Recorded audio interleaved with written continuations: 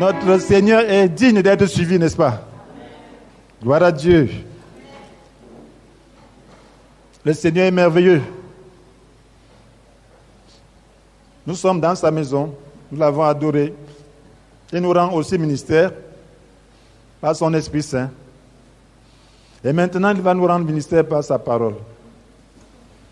Au travers de l'instrument qu'il a préparé.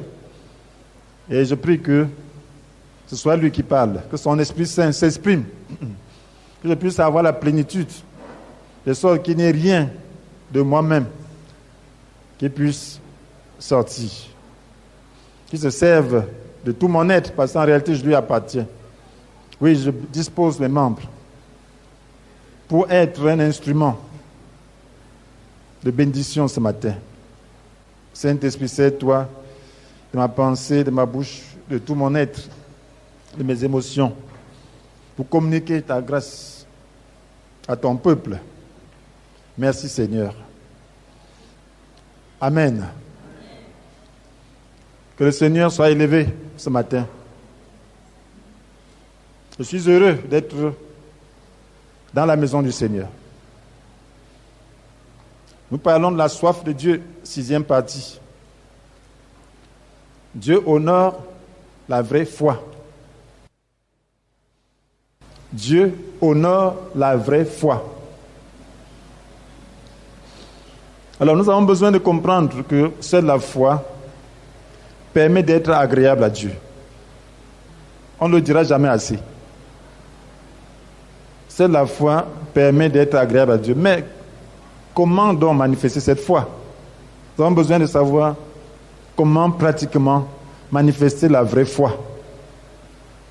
Parce que lorsqu'on parle de la foi, on imagine beaucoup de choses. La vie de foi, c'est la vie chrétienne. Nous connaissons un peu la foi parce que nous vivons par la foi. Mais nous avons besoin que cette foi se développe. Il y a différents niveaux de foi. Et cette foi doit grandir.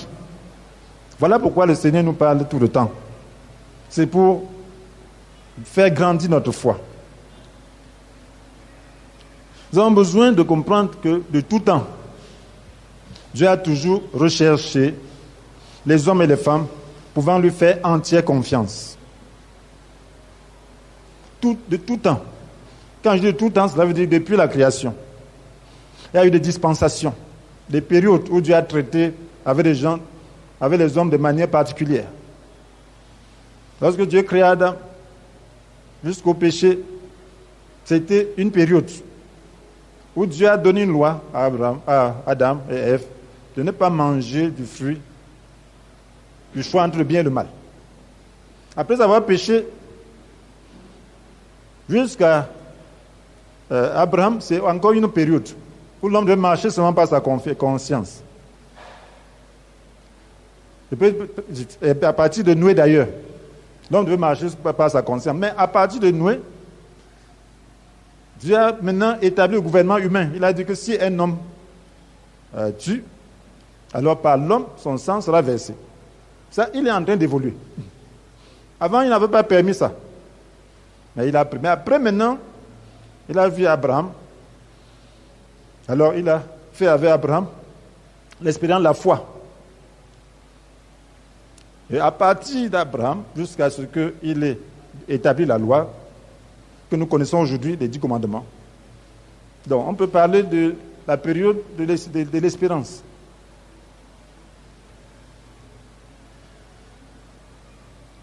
Donc, vous voyez, à partir de la loi maintenant, jusqu'à Jésus-Christ, il y avait donc le peuple d'Israël qui était régi par la loi que nous connaissons. Et à partir de là maintenant, après la mort de Jésus jusqu'à présentement, nous vivons l'époque de la grâce. Amen. Amen.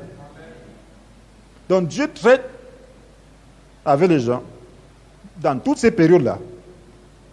Dieu a traité avec les gens selon la loi qu'il a donnée. Mais une chose est constante, c'est que Dieu recherche toujours des gens qui puissent lui faire entière confiance, qui puissent reconnaître sa grandeur et son amour de tout temps. Et tous ceux qu'il a trouvés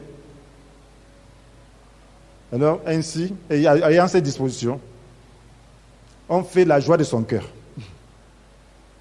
Même dans cette dispensation de la grâce, Dieu veut des gens qui puissent lui faire entière confiance, qui puissent comprendre sa grandeur et son amour. Parce que la foi est fondée sur la compréhension de la grandeur de Dieu et de son amour. Parce que si tu ne sais pas que Dieu est grand, comment pourras-tu le révéler? Comment pourras-tu lui faire confiance? Par rapport à tes situations, par rapport à tes difficultés, par rapport à ta vie. Hein? Si tu ne sais pas que c'est lui qui a tout créé, et qu'il veille, et qu'il est tout puissant, qu'il se répand dans le monde entier, et qu'il voit toutes choses, et qu'il est aussi plein d'amour, ça veut dire qu'il est disposé à te faire du bien. Si tu ne crois pas ça, comment pourras-tu lui faire confiance? Si tu ne crois pas en son amour, comment pourras-tu lui faire confiance? Si tu ne crois pas que Dieu veut ton bien, si tu penses que Dieu veut seulement ton échec, il veut seulement que tu souffres, que tu sois mal à l'aise, tu peux lui faire confiance. Donc, mais si tu crois qu'il est un Dieu d'amour, et qu'il est grand, puissant, qu'il n'y a aucune puissance qui puisse s'opposer avec succès à la sienne, il sera très content. Parce que c'est cette disposition qui lui permet d'agir. Sans la foi, il est impossible d'être agréable à Dieu. Dieu veut agir dans nos vies, mais souvent il ne trouve pas la foi. Il trouve la méfiance. Il trouve des pensées, des forteresses, des cultures, des idées reçues. Il trouve la religion. Il trouve beaucoup de choses qui ne lui permettent pas d'agir. Vous voyez, je veux partager souvent deux points de l'Écriture par rapport à ça. Lorsque Jésus était en train d'accomplir sa mission terrestre, il guérissait les malades. Mais il avait besoin de la foi des malades. Et puis, dans sa mission terrestre, il voulait montrer aux Juifs qu'il est le Messie, qu'il était le Messie, tant attendu.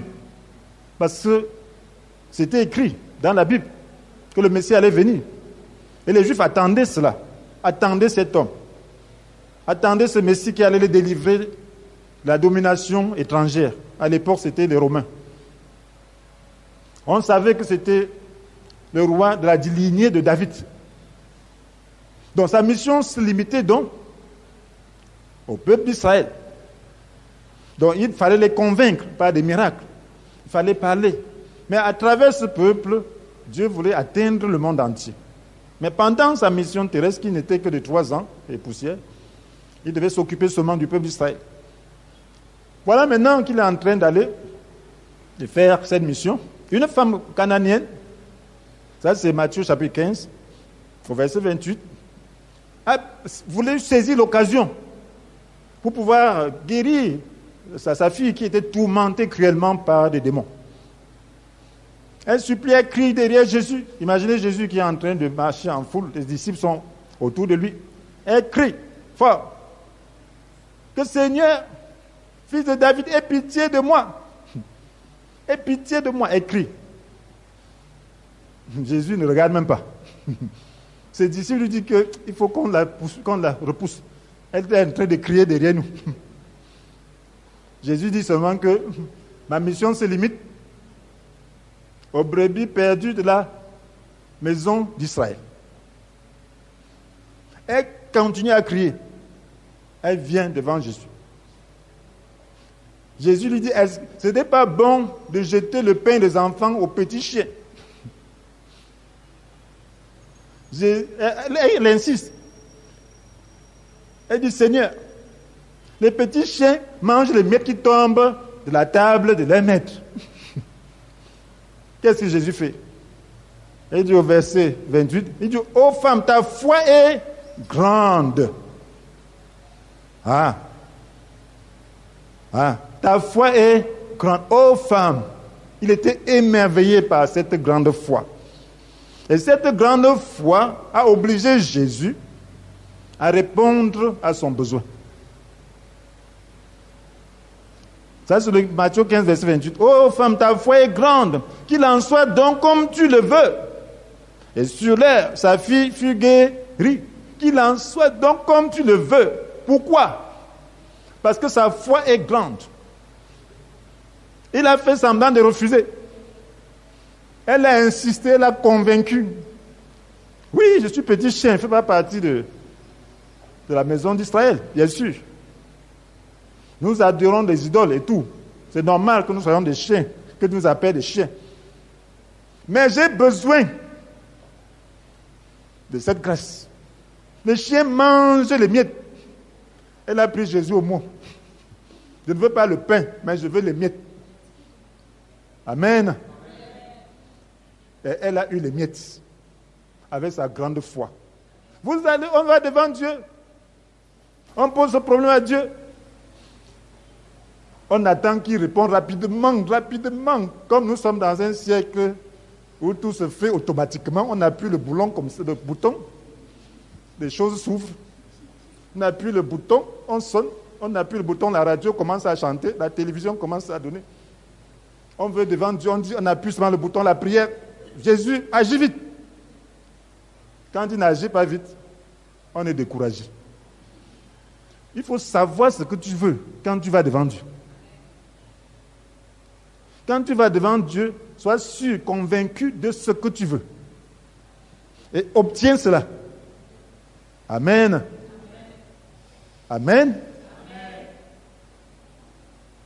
C'est ce qu'on appelle la foi. Quand tu vas devant Dieu, tu vas savoir que Dieu est grand. S'il n'est pas grand, ne pars pas. Va chercher quelqu'un qui est plus grand.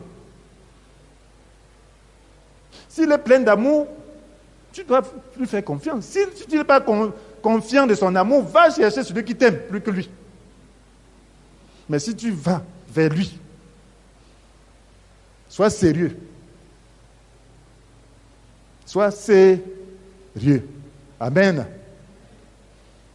C'est ça que Dieu aime. Le diable a terni l'image de Dieu. Il continue de le faire. Mais Dieu est content quand il trouve quelqu'un qui lui fait entière confiance. Il est prêt à obtenir ce qui est son besoin. Parce qu'il sait que Dieu est grand et il est aimant. Voyez un autre homme, ça c'est l'officier romain, c'est Matthieu chapitre 8, verset 10. Jésus était en train de toujours rendre ministère. Publiquement, il marchait. Il y a un officier qui avait un problème. Son serviteur qui lui rendait service était paralysé sur le lit, souffrant terriblement. Que fallait-il faire? Il n'y avait qu'un miracle pour le guérir. Son cœur était brisé parce qu'il avait besoin de servir de cet homme. Il va vers Jésus. Voilà l'occasion, il voit Jésus. Il dit à Jésus, mon serviteur est paralysé, je t'en prie. Guéris-le.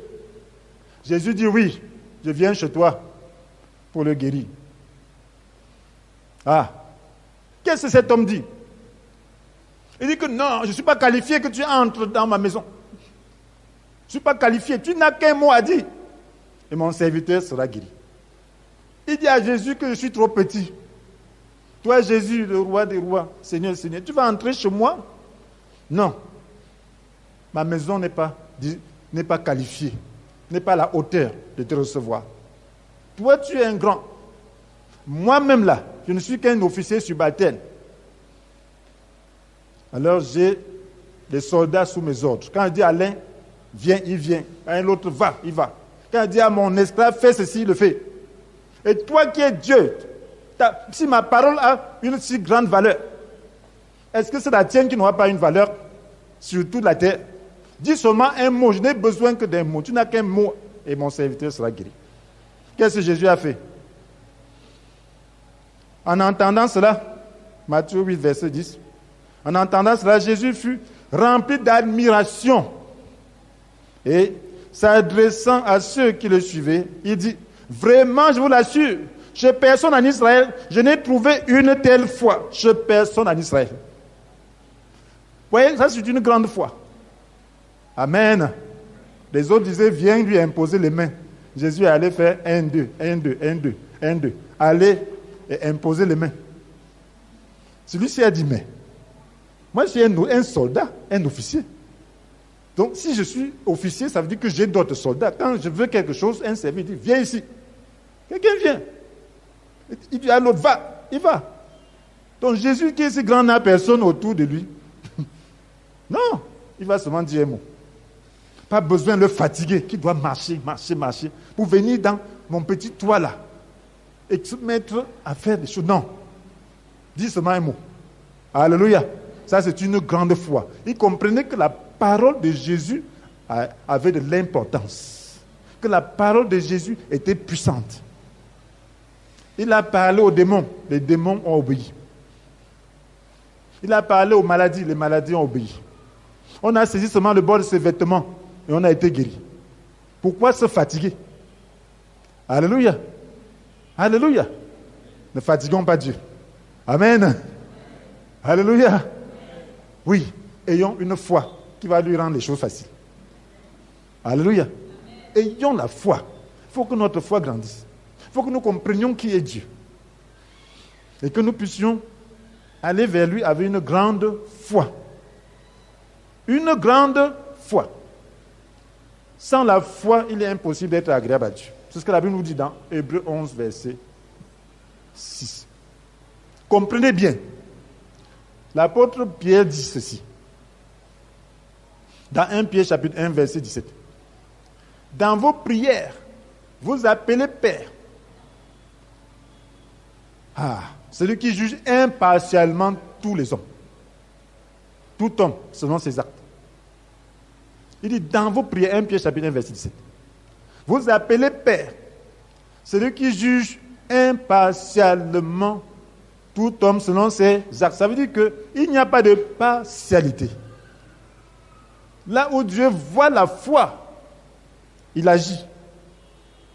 Il n'y a pas de discrimination. Quand Dieu voit la foi, son cœur chauffe. Quand Dieu voit la foi, il ne peut pas ne pas se rendre. Il y a des choses, lorsque nous voyons, nous glissons, n'est-ce pas? Amen. Il y a des goûts. Certains ont des goûts. Quand ils voient telle nourriture, ils commencent à sourire. Quand nous rentrions des classes à l'époque, on disait, on a préparé quoi? On dit qu'on a préparé le RIZ avec la viande. Tu es content. On avait déjà l'appétit. Il y a des choses, lorsque Dieu voit, il est déjà content. La foi. S'il voit la foi en toi, il sera très content. Voilà pourquoi il faut cultiver la foi. Si tu veux être agréable à Dieu, cultive la foi. Comprends comment la foi marche. La foi marche par la parole qu'on est en train de t'enseigner là. Il faut qu'elle devienne révélation. Elle devienne vie en toi. Et il faut que tu vois les choses comme Dieu voit. Et Dieu agira. On dit vous appelez Père. Dans vos prières, vous appelez Père. C'est lui qui juge impartialement tout homme selon ses actes. Ce n'est pas ton visage qui lui plaît pour qu'il puisse répondre. Tout le monde, il a fait ses visages, il aime tous ses visages-là, parce qu'il a fait ça, il a donné les formes qui lui plaisent. Mais c'est ton cœur, ta disposition, à reconnaître sa grandeur, à reconnaître son amour, à savoir qu'il n'y a pas plus grand que lui, à savoir qu'il n'y a pas plus aimant que lui. C'est ça qui lui permet d'agir. Et sans ça, tu vas crier et mourir. Le ciel sera fermé. Mais avec ça, tu peux obtenir tout. Parce que la Bible dit, tout est possible à celui qui croit. Marc 9, verset 23. Combien? 23. Amen. Mes frères et sœurs, et la Bible nous dit donc Par conséquent, pendant tout le temps qui vous reste à passer dans ce monde, manifestez par votre manière de vivre que vous le révérez. Donc, si dans la prière, on appelle Père, celui qui juge impartialement tout homme selon ses actes. Tu dois donc, pendant tout le temps qui te reste à vivre dans ce monde, manifester par tes actes que tu le révères. Ça veut dire que tu le crains. Ça veut dire que tu le respectes. C'est ça la foi. N'aie pas peur des hommes. Cultive la crainte de Dieu. Parce que tout homme, que vous le vouliez ou pas, quel que soit le temps que ça prendra, chacun ne connaîtra que les conséquences de ses actes. Lorsque tu veux poser un acte, tiens-toi devant Dieu. Pose-toi la question, est-ce que c'est conforme à la volonté de Dieu? Le Saint-Esprit va t'aider. Si tu as la pression de la chair pour aller contre la volonté de Dieu et faire du mal, poser un acte qui n'est pas un acte d'amour, demande la grâce au Saint-Esprit. C'est pour cela qu'il est là. Amen. Porte ta croix. Parce que si tu poses cet acte qui n'est pas un acte d'amour, tu en subiras les conséquences. Parce qu'il juge impartialement tout homme selon ses actes. Vous allez voir des gens connaissent des chagrins intérieurs à cause de leurs actes. Ils ont personne à vue. Mais ils ont commis des actes dans leur cœur. Ils ont fait des choses. Repends-toi. Dis à Dieu, tu me vois, je regrette. Commence à vivre devant Dieu. Tu vas commencer à être d'abord en paix en toi-même. Et tu vas connaître le bonheur que Dieu donne. Nous allons, mes frères et sœurs, prendre un exemple dans un livre de Ruth. Le livre de Ruth, pour pouvoir parler de l'engagement qui est nécessaire. Vous savez, la foi qui sauve et qui est grande est une confiance totale engageant l'homme. Engageant toute la vie de l'homme. La foi qui sauve est une confiance totale engageant la vie de l'homme avec la possibilité de tout perdre si Dieu n'agissait pas. Ça veut dire que la foi doit engager une confiance. C'est une confiance totale qui engage ta vie. Ça veut dire que tu mets tous tes œufs dans un panier. Tel que si Dieu n'agit pas, c'est la catastrophe. La vie chrétienne est une vie d'engagement total à suivre Jésus. Quelqu'un m'avait dit, et si jamais ce n'était pas vrai? Alléluia. Et tu as engagé toute ta vie. Si ce n'est pas vrai finalement. Maintenant, toi qui n'as pas engagé ta vie là. Alléluia. Tu profites tellement de ça. Alléluia. Oui, si tu profites tellement de ça, tu profites mieux que moi. Je ne crois pas. Alléluia. Donc, en engageant ma vie, je vois déjà les œuvres de bonté de Dieu dès ici-bas. En engageant ma vie, je vois déjà la bonté de Dieu dans mon cœur. Je vois l'espérance.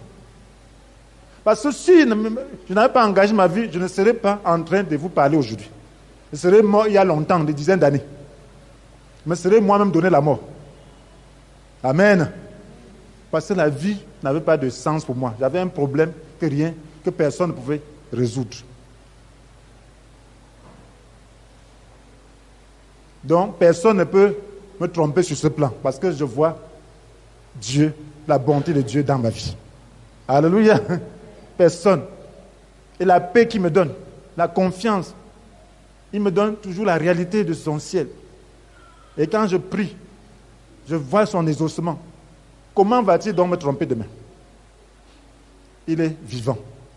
Donc, Ruth, nous allons voir l'histoire de Ruth.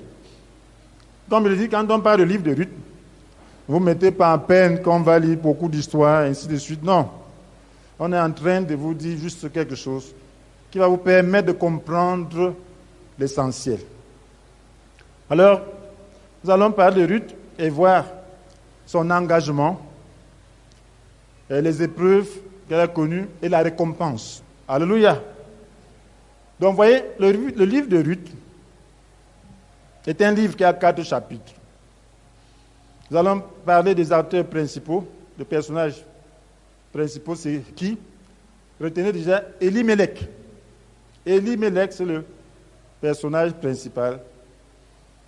Elimelech, son nom veut dire quoi? Veut dire mon Dieu est roi. Elimelech, parce que tous ces noms-là sont significatifs. C'était un juif de Bethléem, là où Jésus est né, là où David est né. Alors il avait une femme nommée Noémie. Et ce nom Noémie veut dire charmante, gracieuse. Ah, une charmante femme. Et puis il avait 2 enfants. L'un s'appelait Mahlon. Mahlon voulait dire maladie. Et l'autre s'appelait Kilion, qui voulait dire faiblesse, fragilité. Donc voilà 2 noms. Les enfants, l'un c'est maladie, l'autre c'est faiblesse, fragilité. Maintenant, c'était au temps des juges. Ce n'était pas au temps des rois. Et qu'est-ce qui s'est passé? Il y avait une famine, parce qu'au temps des juges, il n'y avait personne pour donner la direction. De temps en temps, Dieu permettait à un juge de susciter quelqu'un pour pouvoir diriger le peuple d'Israël. Maintenant, il y a eu famine dans le pays. Elimelech quitte son pays, Bethléem, et va vers la plaine de Moab, s'installer parce qu'il y avait possibilité de vivre là-bas, avec sa famille. Sa femme Noémie, son enfant Mahlon et l'autre enfant Kilion. Là-bas, les 2 enfants se marient. Kilion se marie à Orpa, Mahlon se marie à Ruth. Amen. Mais Elimelech meurt, il décède. Ensuite, les 2 fils décèdent aussi. Ah, quel malheur. Noémie se retrouve seule avec ses belles-filles. Et nous voyons maintenant la situation. Nous allons voir maintenant l'engagement de Ruth. Ruth était donc la femme de Mahlon. Amen. Ruth était la femme de Mahlon. Il y avait Orpa.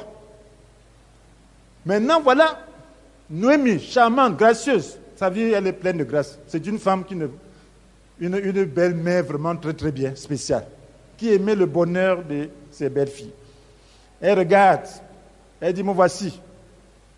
Maintenant, elle veut rentrer dans son pays parce qu'elle a appris qu'il y a déjà l'abondance là-bas. Elle n'a plus rien à gagner chez les Moabites. Elle va rentrer. Elle n'a plus de mari, elle n'a plus de fils, elle n'a que des belles-filles. Mais ces belles-filles étaient des Moabites. Amen. Mais elle veut rentrer. Elle dit à ses belles-filles, voilà maintenant, je vais rentrer. Mais je vous exhorte à rester ici pour vous chercher. Parce que je ne sais pas ce que peut vous offrir là-bas. Dans un premier temps, voyons ça dans Ruth chapitre 1. Noémie leur dit au verset 11, retournez chez vous, mes filles. Pourquoi viendrez-vous avec moi? Je ne peux plus avoir des fils qui pourraient vous épouser. Ah, est-ce que vous comprenez ça? Il y avait le lévira. Ça veut dire que si elle pouvait avoir d'autres fils, puisque ces autres fils sont morts sans laisser descendance, ces fils-là pouvaient épouser ces veuves-là pour susciter des descendances. Mais elle se dit, je suis vieille. C'est ce qu'on appelle le lévira. Elle dit, retournez chez vous. Mes filles, pourquoi viendrez-vous avec moi? Je ne peux plus avoir des fils qui pourraient vous épouser. Retournez chez vous, mes filles. Allez, je suis trop âgé pour me remarier. Et même si je disais, j'ai de quoi espérer des enfants, je me donnerai à un mari cette nuit même et j'en aurai des fils. Attendriez-vous qu'il ait grandi et renonceriez-vous pour cela à vous remarier? Bien sûr que non. Mes filles, je suis bien plus affligé que vous, car l'Éternel est intervenu contre moi. Alors les 2 belles filles se remirent à sangloter. Finalement, Orpa embrassa sa belle-mère, mais Ruth resta avec elle. Amen. Voilà, le chemin commence à se rétrécir. Ceci représente le chemin de la foi. Ce Dieu ne met rien pour rien. Les deux belles filles, Orpa et Ruth, étaient engagées vis-à-vis de leur belle-mère, qui représente l'engagement du mariage. Maintenant, lorsque Noémie a expliqué la situation qui les attend, Orpa a dit non, l'affaire c'est là. Mieux vaut que je reste ici, je peux avoir encore fait ma vie. Qu'aller là, sans perspective de bonheur, non. C'est comme ça. Lorsqu'on croit, il y a des épreuves. Dieu teste notre engagement. L'engagement doit être total. Maintenant, Ruth, qu'est-ce qu'elle a fait? Nous continuons. Au verset 15, Noémie lui dit, au verset 14, alors les deux belles filles se remirent à sangloter. Finalement, Orpa embrassa sa belle-mère. Mais Ruth resta avec elle. Noémie lui dit, verset 15, regarde, ta belle-sœur est partie rejoindre son peuple, et c'est Dieu. Fais comme elle, retourne chez les tiens. Mais Ruth lui répondit, n'insiste pas pour que je te quitte et que je me détourne de ta route. Partout où tu iras, j'irai. Où tu t'installeras, je m'installerai. Ton peuple sera mon peuple et ton Dieu sera mon Dieu. Là où tu mourras, je mourrai aussi et j'y serai enterré. Que l'Éternel me punisse avec la plus grande sévérité si autre chose que la mort me sépare de toi. Devant une telle résolution, à la suivre, Noémie cessa d'insister et elles s'en allèrent toutes deux ensemble jusqu'à Bethléem. Alléluia! Imaginez-vous cet engagement. Je vais te suivre. Là où tu mourras, je mourrai. Ton peuple sera mon peuple. Ton Dieu sera mon Dieu. Voilà une femme, une Moabite. Elle n'a plus de perspective d'avenir. Mais elle dit, malgré tout ça, ce n'est pas ça qui m'intéresse. Mon intérêt ne m'intéresse pas. J'ai épousé cet homme. Et il reste mon époux. Selon la loi de l'époque, je suis dans la famille. De toutes les façons, j'ai déjà abandonné mes dieux, je ne retourne plus. Et je m'engage. Ceci représente un engagement que vous allez voir. Voyez donc l'engagement de Ruth. Cet engagement de Ruth, c'est comme l'engagement que Dieu attend de nous. Vous savez, lorsque nous acceptons le Christ, en réalité, le Christ est l'époux. Il est l'époux de l'Église. Et nous sommes les membres de l'Église. Donc, nous sommes des épouses de Christ. Il a une épouse, mais nous sommes les membres du groupe épouses. Donc, l'engagement que Dieu attend de nous, c'est ce genre d'engagement. Un engagement total. Dieu veut qu'on s'identifie à Christ par rapport à sa mort et par rapport à sa résurrection. Et le baptême exprime cela. Amen. Donc, quand tu viens à Christ, tu ne dois pas regarder est-ce qu'il y a des difficultés en route. Les difficultés en route ne doivent pas te faire renoncer. Les difficultés en route ne doivent pas te faire regarder ailleurs. Tu dois être totalement engagé. Que quel que soit ce que je veux trouver en route, je suis avec Christ. Et Jésus dit, dans Jean chapitre 12, verset 26, si quelqu'un veut être à mon service, qu'il me suive. Là où je serai, mon serviteur y sera aussi. Si quelqu'un est à mon service, le Père lui fera honneur. Donc, si tu veux être à son service, tu vas le suivre. Et là où il sera, tu seras aussi. C'est ce que cette femme Ruth a dit. Elle a dit, là où sa belle-mère sera, elle sera. Si y a un morceau de poisson à manger, ils vont manger. Un grain de maïs à manger, ils vont manger. Nous devons nous identifier à Christ de sorte que notre vie, nous la perdons à son profit. Ce n'est qu'un tel engagement qui manifeste la plus grande foi. C'est ça, la plus grande confiance. Lorsque à un tel engagement, alors il n'y a que la bénédiction. La Bible dit que mon Père l'honore, l'honorera. Alléluia. Dieu va t'honorer. Dieu veut ce genre de confiance aujourd'hui. Dieu ne veut pas que tu dises, que tu viennes à Dieu seulement pour tes intérêts. Pas à reconsidérer ses intérêts. Elle n'a pas renoncé. Elle a dit, mes intérêts là. Non.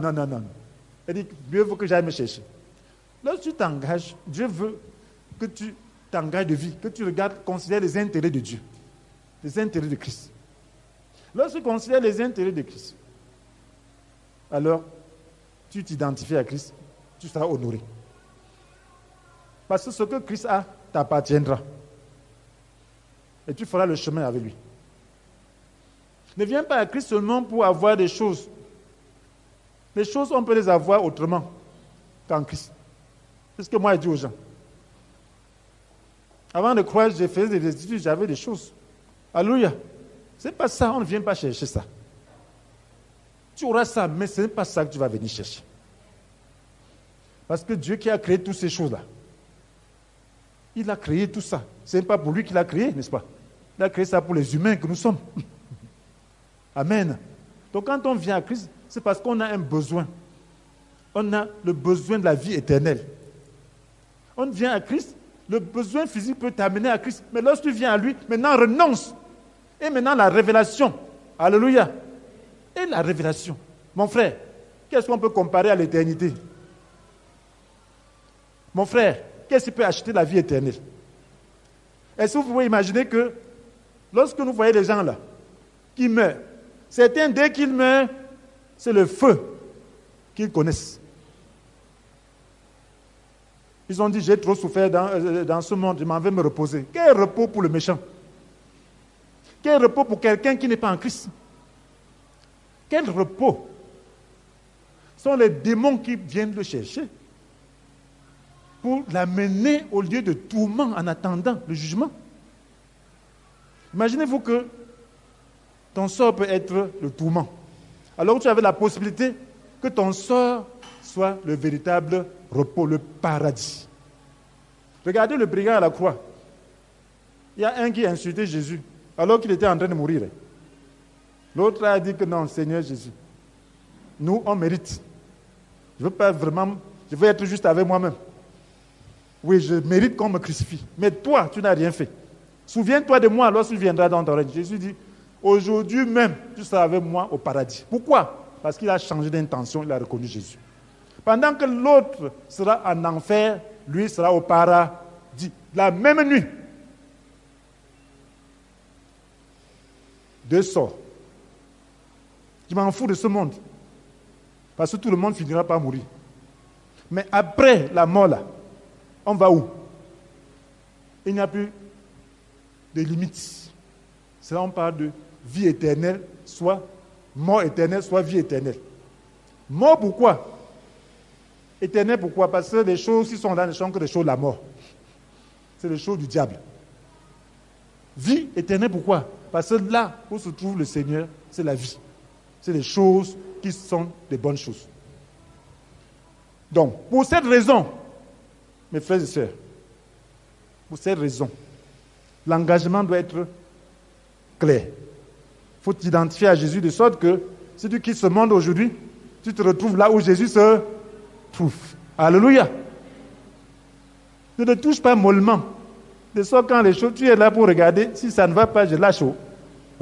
Tu vas lâcher pour aller où? Quand tu lâches, le diable te récupère. C'est ça qu'il est en train de chercher à faire. Il est en train de te mettre de mauvaises pensées, de machins que lâche.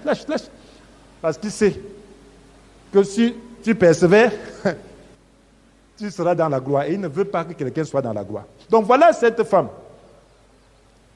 Ruth, qui est allée comme à l'aventure. Elle a remis son sort entre les mains de Noémie et de son peuple. Voilà l'engagement, mes frères et sœurs. La Bible nous dit dans Romains chapitre 8, verset 35 à 39, que vous devez lire. Mes frères et sœurs, lisons un peu. Soyons sérieux. Dieu ne peut rien faire avec nous si nous ne sommes pas sérieux. La Bible nous dit au verset 35, Romains 8, qu'est-ce qui pourrait nous arracher à l'amour du Christ? Qu'est-ce qui pourrait nous arracher? Voilà l'engagement de Paul. à l'amour du Christ. La détresse ou l'angoisse, la persécution, la faim, la misère, le danger ou l'épée. Car il nous arrive ce que dit l'Écriture. À cause de toi, Seigneur, nous sommes exposés à la mort à longueur de jour. On nous considère comme des moutons destinés à l'abattoir. À cette époque, on persécutait les chrétiens, on les tuait pour leur foi. Oui, voilà pourquoi Paul dit cela. Il y a des parties dans le monde aujourd'hui où on le fait encore pour les chrétiens. Mais qu'est-ce qu'il dit au verset 37? Mais dans tout cela, nous sommes bien plus que vainqueurs par celui qui nous a aimés. Oui, j'en ai l'absolue certitude. Ni la mort, ni la vie, ni les anges, ni les dominations, ni le présent, ni l'avenir, ni les puissances, ni ce qui est en haut, ni ce qui est en bas, ni aucune autre créature. Rien ne pourra nous arracher à l'amour que Dieu nous a témoigné en Jésus-Christ notre Seigneur. Alléluia! Nous avons la vie éternelle. Alléluia! J'ai la vie éternelle. C'est ce qui fait ma fierté, ma valeur. La vie éternelle, rien ne peut l'acheter. Si quelque chose pouvait l'acheter, Dieu aurait acheté cela. Juste celui qui a créé toutes choses. Parce que rien de créé ne pouvait l'acheter. Il a envoyé son Fils unique. C'est la seule chose que Dieu a faite. C'est la seule chose pour laquelle Dieu a envoyé son Fils. Toutes les autres choses, il a créé. Il a travaillé, ça lui a coûté le temps, ça lui a coûté le travail. Mais pour le salut, il a envoyé son Fils unique parce que ce n'était pas possible d'acheter autrement que par le don de son Fils. Cela veut dire que le salut est au-dessus de tout ce que vous pouvez imaginer, mes frères et sœurs. On n'achète pas le salut. Le salut a coûté la vie de Jésus, du Fils unique. Ça veut dire que si tu as le salut, tu dépasses tous les millionnaires de ce monde. Tu dépasses tous les grands de ce monde. Parce que tu as ce que l'argent ne peut pas acheter. Il y a des chrétiens qui baissent la tête devant les gens. Ils regardent l'argent, ils célèbrent. Oh. Ça, c'est la poussière du ciel. Ils regardent les gens par rapport à leur valeur ici-bas. Les gens dont plusieurs vont aller en enfer griller et souffrir. Tu les convoites. Mon frère, et tu te sens misérable. Ça veut dire que tu n'as pas de valeur. La valeur qui est en toi, rien ne peut acheter. Je ne me sens pas complexé même devant le plus grand riche, même devant le plus grand président. Pourquoi? Parce que c'est que la valeur qui est en moi, personne d'autre ne peut acheter. Rien de ce monde ne peut acheter. Ce n'est pas qu'on ne doit pas faire honneur aux gens de ce monde. Non, tu ne dois pas être complexé. Parce que tu as une valeur intrinsèque. Alléluia. Tu as Dieu en toi. Et si tu as Dieu, ce qui est nécessaire pour toi, Dieu va te donner. Amen. Selon ta mission, Dieu va te donner. Il n'y a rien que Dieu ne puisse pas te donner selon ta mission. Tu n'as pas besoin d'entasser parce que ça va passer. Le vrai jour va venir où on va jouer de vrais rôles. Même sur cette terre. Si l'enlèvement a lieu maintenant, après 7 ans, on reviendra sur cette terre réorganisée. Alléluia. Alléluia. Et chacun aura la responsabilité qui lui est due, selon sa fidélité et son engagement. Voilà l'espérance, mes frères et sœurs. Voilà, c'est une responsabilité. Tu n'entendras pas le lendemain. Tu es peut-être au travail, tu entends seulement que tu n'es plus ce responsable-là. Alléluia. Mais c'est une responsabilité sûre. Alléluia. Oui. Voilà l'engagement. L'épreuve de Ruth, c'était quoi? Lorsqu'elle est venue dans l'incertitude, imaginez-vous quelqu'un qui a quitté son village depuis 10 ans, dans un contexte de famine. Elle revient maintenant sans rien. Au temps de la moisson, elle va manger quoi? Ah, voilà le défi. Alléluia. Elle va manger quoi? Là, voilà. Elle arrive dans ce temps où on moissonnait. Elle n'a pas sémé. On moissonnait l'orge. Elle n'a pas sémé. Elles ont faim. Mais dans cette culture, lorsqu'on moissonne, tu peux aller derrière le moissonneur, ramasser les épis qui tombent. C'est ça leur culture. Après la moisson, pendant que les gens moissonnent, tu peux ramasser ce qui tombe pour aller aussi manger. Alors Ruth est allée, elle a dit à sa belle-mère qu'elle va sortir chercher quelque chose. Aller derrière les moissonneurs qui accepteront.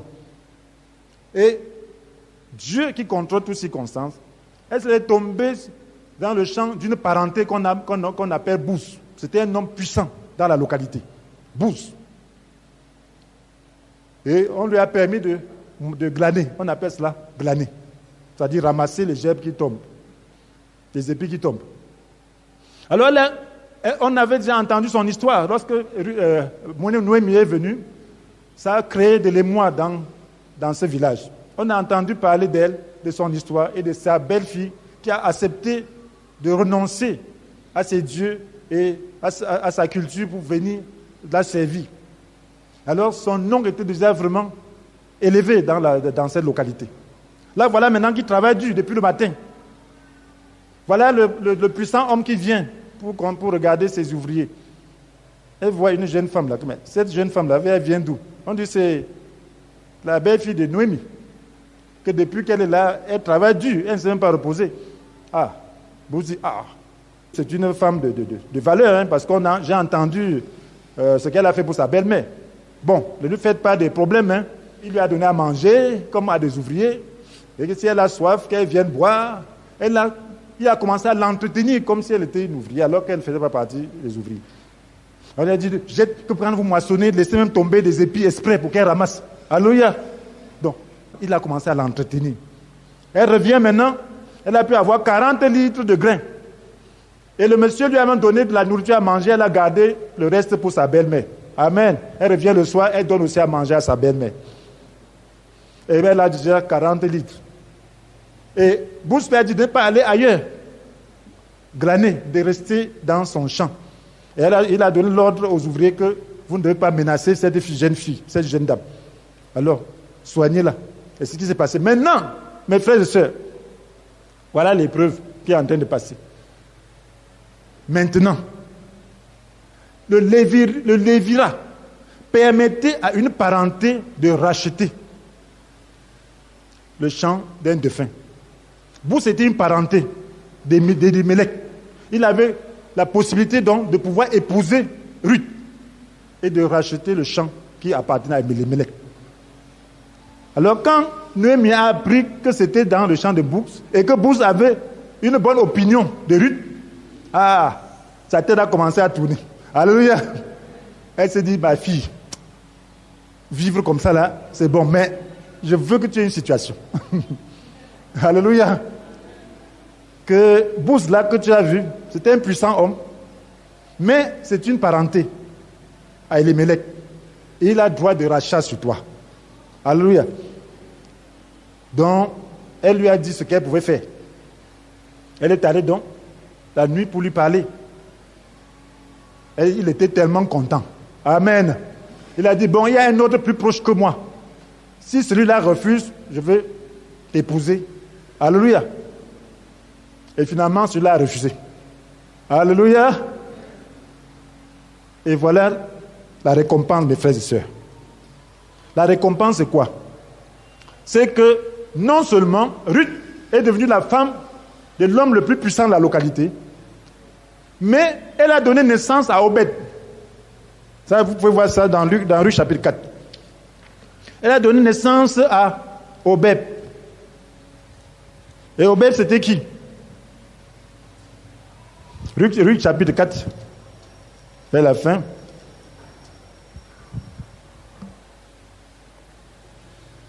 On dit au verset 13. Lorsqu'il se fut uni à elle, l'Éternel accorda à Ruth de devenir enceinte, et elle donna naissance à un fils. Les femmes de Bethléem dirent à Noémie, béni soit l'Éternel, qui ne t'a pas privé d'un soutien de famille. Que son nom devienne célèbre en Israël. Il te rendra une raison de vivre et prendra soin de toi dans tes vieux jours. Puisque c'est ta belle-fille qui t'aime, qui t'a donné ce petit-fils. Elle vaut mieux pour toi que 7 fils. Alléluia. Noémie prit le nouveau-né et le serra sur son cœur. C'est elle qui se chargea de l'élever. Les voisines s'écriaient, Noémie a eu un fils. Et elles lui donnèrent le nom d'Obed. Obed fut le père d'Isaïe, le grand-père de David. Amen. Amen. Amen. Imaginez-vous, il y a une chose spéciale ici. L'engagement de Ruth a brisé toutes les lois. Je vous assure que l'engagement brise les lois négatives. Dans les 10 commandements, la Bible nous dit, dans Exode chapitre 20, n'est-ce pas, au verset 5, que Dieu punit les fautes des pères sur les fils jusqu'à la troisième et la quatrième génération de ceux qui le haïssent, n'est-ce pas? Ça veut dire que tu peux souffrir le péché de tes grands-parents. Tu peux souffrir les conséquences du péché de tes grands-parents, selon la loi. Amen. Mais lorsque tu crois en Jésus-Christ, tu t'engages réellement d'un engagement réel, tu t'identifies à Jésus.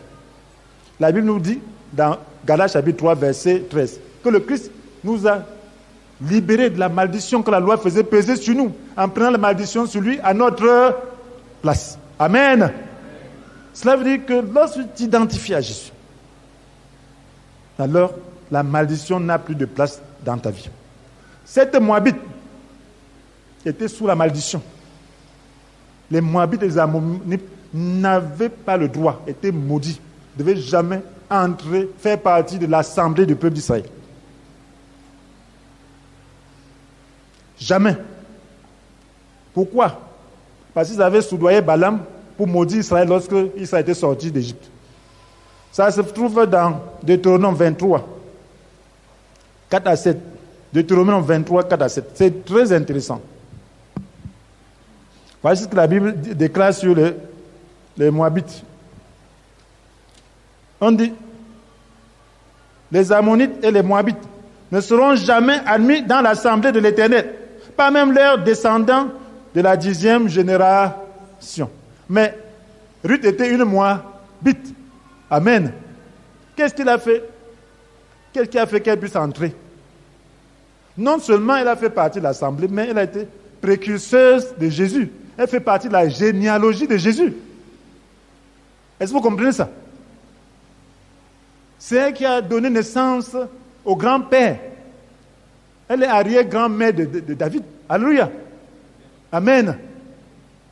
Et Jésus s'identifie à David. Jésus vient en tant que fils de David. Comment une femme comme ça, qui était sous la malédiction, cette malédiction n'a pas été levée.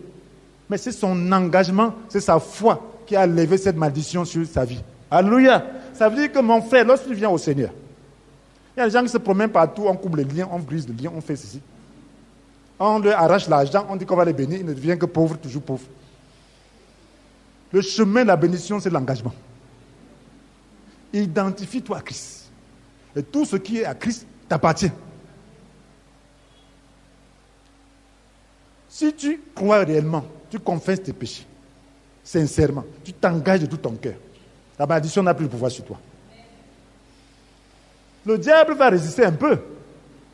N'est-ce pas? Est-ce que c'était facile à Ruth? Amen.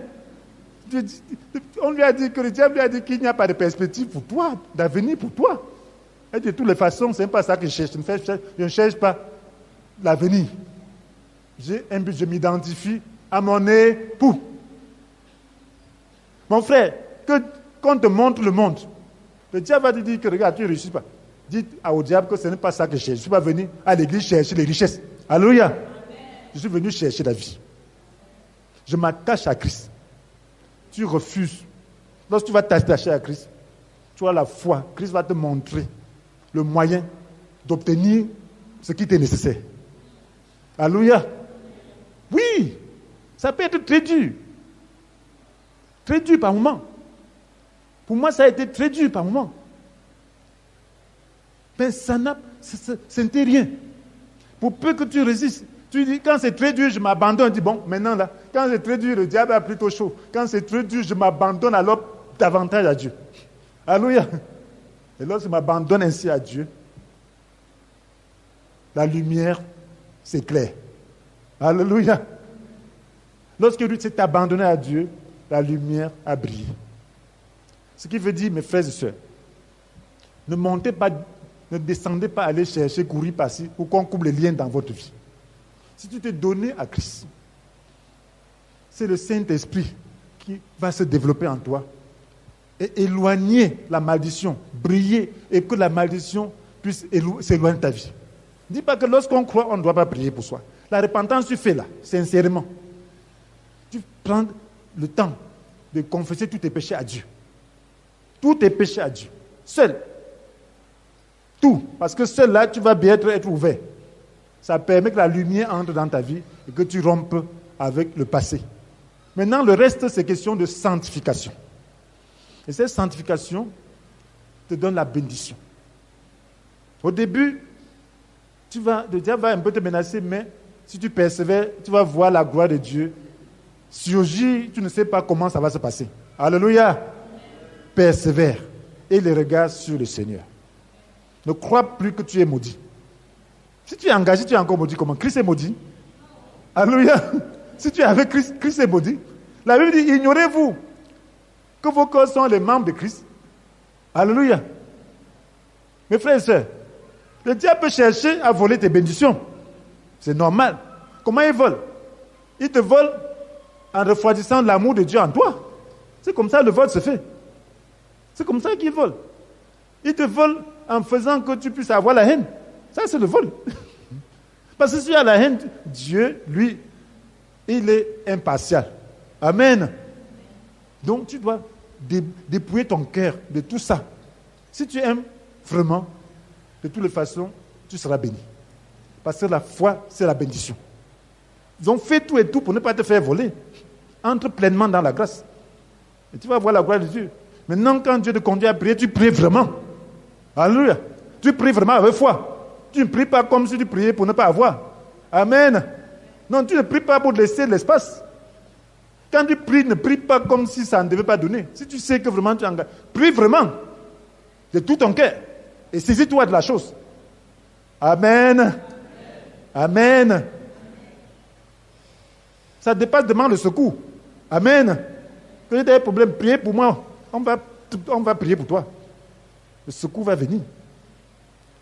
Mes frères et sœurs, c'est ce que le Seigneur voulait nous montrer ce matin. C'est simple. Alléluia. C'est simple. C'est que nous devons comprendre que Dieu est impartial et qu'il ne répond qu'à la foi. Et que notre relation ne dépend que du niveau de notre engagement vis-à-vis de lui. Et nous devons être sérieux parce qu'il est impartial. Nous devons nous engager complètement à le suivre, quelles que soient les difficultés. Voilà pourquoi il dit, si quelqu'un veut me suivre, qu'il renonce à lui-même. Luc chapitre 9, verset 23. Qu'il charge chaque jour sa croix, qu'il le suive. Donc ce charge de la croix, c'est supporter les difficultés. Oublie les bénédictions. Oublie tous tes problèmes. Regarde à Jésus. Lui va maintenant te montrer à quel moment t'occuper de tes problèmes. Lorsqu'il va te montrer tes problèmes, tu vas maintenant les élever à lui avec confiance et la solution sera là. Ce qui est important, c'est de chercher la vie. La Bible dit, fais du règne de Dieu et de ce qui est juste à ses yeux, ta préoccupation première et toutes les autres choses te seront données en plus. Voilà ce que le Seigneur veut. Et si tu le fais, Dieu va t'honorer. Dieu honore tous ceux qui s'attachent à son Fils. Il l'honore. Et maintenant, toi qui n'étais pas encore identifié à Christ, pour lui appartenir, sans regret, afin de partager son sort pour toujours. Alors, si tu veux prier avec moi, tu n'étais pas encore engagé. Maintenant, prie où que tu te trouves. Si tu es dans la salle, prie avec moi, sincèrement. Dieu est réel. Et la vie est aussi réelle. Le salut est réel. Est-ce que tu veux maintenant prier? Alors tu vas répéter après moi. Tu vas dire, Seigneur Jésus, j'accepte de te suivre à n'importe quel prix, par amour pour toi, pardonne mes péchés et viens dans ma vie, afin de me montrer le chemin et me donner la force d'accomplir ta volonté. Merci de répondre à mon appel. Amen. Amen. Une offrande d'acclamation pour tous ceux qui sont engagés.